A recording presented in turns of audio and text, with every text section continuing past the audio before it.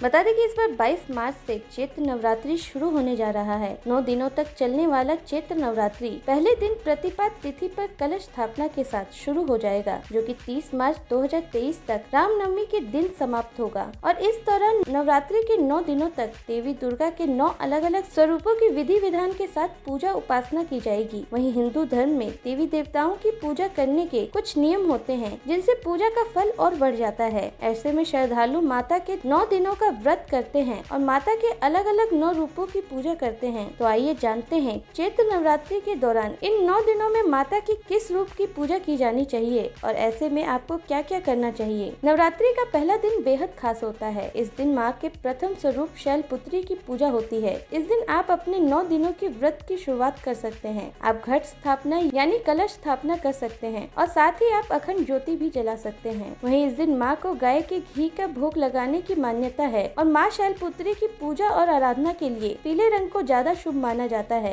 नवरात्रि का दूसरा दिन। नवरात्रि के दूसरे दिन माँ के दूसरे स्वरूप ब्रह्मचारिणी की पूजा होती है। इस दिन जगत जननी को शक्कर का भोग लगाना चाहिए। चिरायु का वरदान मिलता है। इनकी पूजा में हरे रंग के कपड़े पहनने का विधान है। माना जाता है कि हरे रंग के कपड़े पहनकर पूजा करने से माँ प्रसन्न होती हैं। नवरात्रि का तीसरा दिन। नवरात्रि के तीसरे दिन माँ के तीसरे स्वरूप चंद्र घंटा की पूजा की जाती है। इस दिन माता को दूध का भोग चढ़ाएं और उसे जरूरतमंदों को दान कर दें। कहा जाता है कि ऐसा करने से ऐश्वर्य की वृद्धि होती है। और नवरात्रि के तीसरे दिन माँ चंद्र घंटा की आराधना स्लेटी रंग के कपड़े पहनकर करनी चाहिए। नवरात्रि का चौथा दिन। नवरात्रि के चौथे दिन माँ के चौथे स्वरूप कुष्मांडा की पूजा की जाती है। इस दिन माता को मालपुओं का निवेद्य अर्पण करना चाहिए और माँ को नारंगी रंग बेहद पसंद होता है, इसलिए पूजा के दौरान या दिन भर नारंगी रंग के कपड़े पहन सकते हैं। नवरात्रि का पांचवा दिन। नवरात्रि के पांचवे दिन माँ के पांचवे स्वरूप स्कंद माता की पूजा होती है। इस दिन जगत जननी को केले का भोग लगाना चाहिए। ऐसा करने से बुद्धि का विकास होता है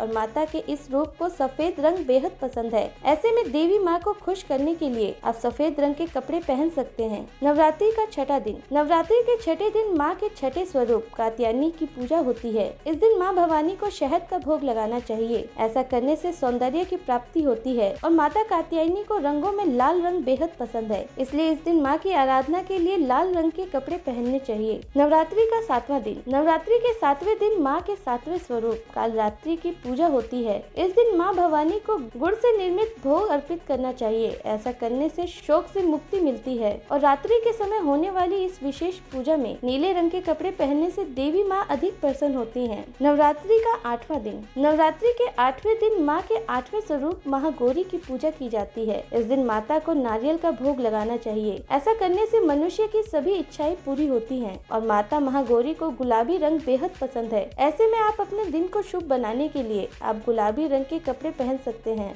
नवरात्रि का 9वां दिन। नवरात्रि के 9वें दिन माँ के 9वें स्वरूप सिद्धिदात्री की पूजा की जाती है। माँ को बैंगनी रंग या जामुनी रंग बेहद पसंद आता है। माँ सिद्धिदात्री सब सिद्धियों को पूरा करती है और 9वें दिन देवी माँ को प्रसन्न करना है तो बैंगनी रंग के कपड़ों को पहने और इस दिन माता को घर में बने हुए हलवा पूरी और खीर का भोग लगाना चाहिए। ऐसा करने से मनुष्य को जीवन में सुख शांति मिलती है। कुछ लोग नवरात्रि के 9वें दिन कन्या पूजन भी करते हैं और अपने उपवास का पारायण करते हैं, तो कुछ लोग अष्टमी के दिन भी कन्या पूजन करते हैं।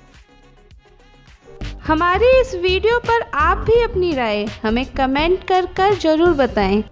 साथ ही वीडियो पसंद आए तो इसे लाइक करना न भूलें और ऐसे ही देश और दुनिया से जुड़ी जानकारी जानने के लिए आज ही INN डिजिटल मीडिया को सब्सक्राइब जरूर कर लें।